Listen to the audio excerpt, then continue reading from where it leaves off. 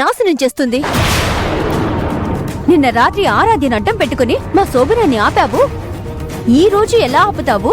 అసలు ప్రతిరోజు ఎలా ఆపుతావని పొగరుగా మాట్లాడిందమ్మా మిథున. అది మాట్లాడింది అక్షరాల నిజం. నువ్వు, నేను, ఆరాధ్య 1-2 రోజులు వాళ్ళ శోభనాన్ని అడ్డుకోగలం, కానీ భార్యాభర్తలైన వాళ్ళని ఒకటవ్వకుండా ప్రతిరోజు ఎలా ఆపగలం చెప్పు? మరి ఎలా మామ్? అది భావని షేర్ చేసుకుంటే నేను ప్రాణాలతో ఉండలేను. ప్రణవి, ఏంటమ్మా ఆ మాటలు? మరి ఇంకేం చేయమంటావు మామ్? ప్రణవి, ఈ ప్రాబ్లంకి సొల్యూషన్ ఉంది. ఏంటది?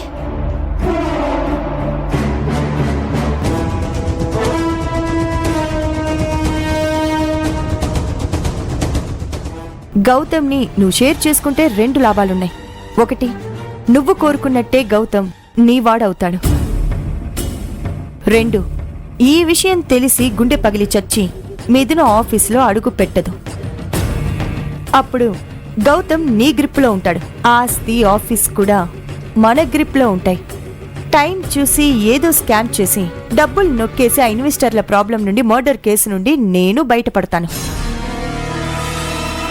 1 shot 2 birds.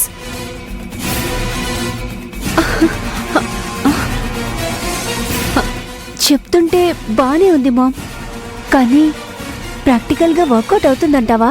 పక్కా ప్లాన్, పర్ఫెక్ట్ ఎగ్జిక్యూషన్ చేస్తే ఏదైనా వర్కౌట్ అవ్వాల్సిందే.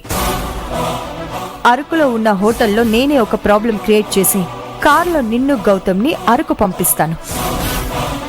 ఆ జర్నీలో నువ్వు ఏం చేయాలంటే